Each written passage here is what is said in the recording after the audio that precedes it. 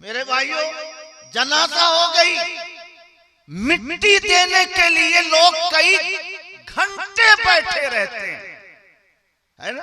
अगर घंटा 2 घंटा कब्र तैयार होने में हो, लोग हटते नहीं है।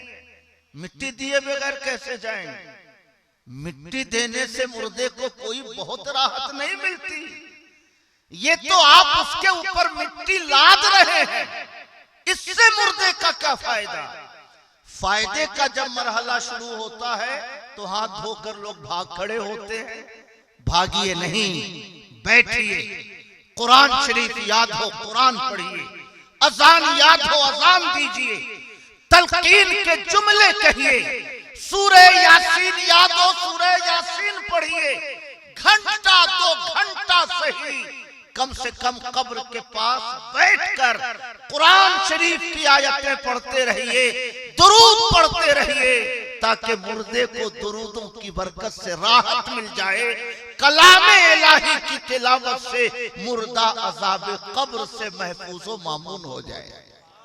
कहिए सुभान अल्लाह। मेरे भाइयों, ये बात याद रखिएगा, तलकीन मुर्दे के लिए इंतहाई अहम चीज है। उससे मुर्दे को नकीरैन के सवालों के जवाब में बहुत आसानी मिला करती है। सुभान अल्लाह। कोई जरूरी नहीं कि अरबी में तलकीन की जाए। उर्दू याद है उर्दू में करिए, अरबी में याद है अरबी में तलकीन कीजिए। खैर, फरिश्तों का 3 सवाल होता है। अगर जवाब दे ले गया तो फरिश्ते कहते हैं नम का नौमतिल अरूस, यूं सो जाओ जैसे दुल्हन अपने कमरे में बेफिक्र होकर सोती है। सो जाओ। अब जब कयामत कायम होगी, फाइनल हिसाबो किताब होगा, तब फाइनल एंट्री तुम्हारी जन्नत में होगी। उस वक्त तक कब्र की हवाएं उसको मिलती रहती हैं, कब्र की राहत उसको मिलती रहती है। रहता तो कब्र में है, मगर जन्नत की राहतों की बरकतें उसे कब्र में कयामत के कायम होने तक मिलती रहेंगी। और अगर जवाब ठीक न दे सका, जवाब कैसे देगा? ईमान पे मरा हो तो खुद ब खुद जवाब देता चला जाएगा। ईमान पर अगर मौत नहीं हुई, दुनिया में मुफस्सिर रहा हो, दुनिया में मुकर्रिर रहा हो, दुनिया में बड़ा शेख तरीकत रहा हो, लेकिन अगर ईमान पर मौत नहीं हुई तो जवाब न दे सकेगा। फरिश्ते कहेंगे मर रब्बो का, घबराहट में कहेगा हा हा लादरी, ये क्या पूछ रहे हैं, मैं तो जानता ही नहीं हूँ। रब किसको कहते हैं, धर्म किसको कहते हैं, पैगंबर किसको कहते हैं? घबराहट में ये शब्द निकलेगा, हा हा लादरी, मैं तो ये जानता ही नहीं। फरिश्ते कहेंगे अब तुम यहाँ कयामत तक अजाब का सामना करते रहोगे।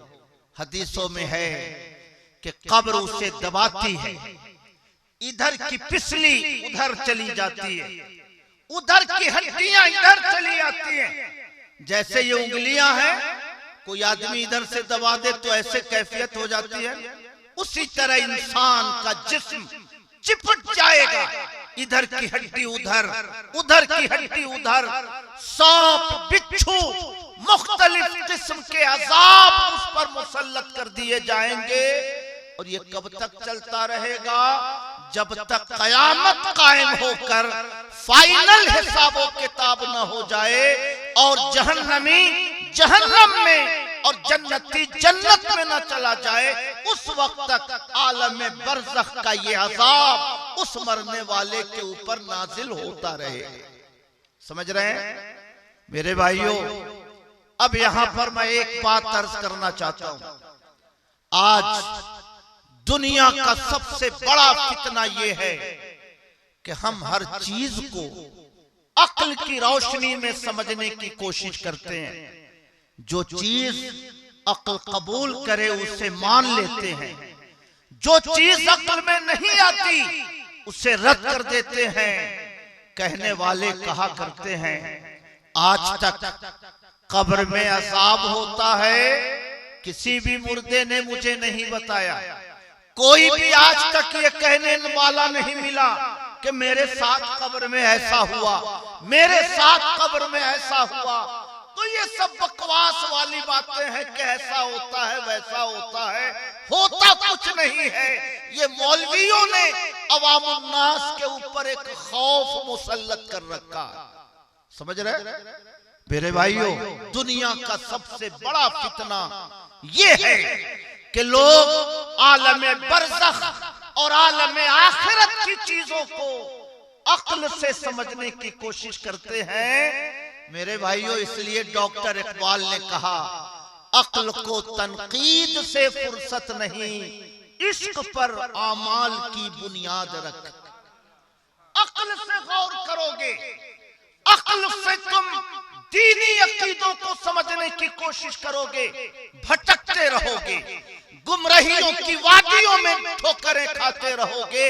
अपने आमाल की बुनियाद अक्ल पे न रखो, अपने आमाल की बुनियाद इश्क पे रखो। इश्क का चिराग लेके चलोगे तो तुम निजात के रास्ते पे गामजन होते चले जाओगे।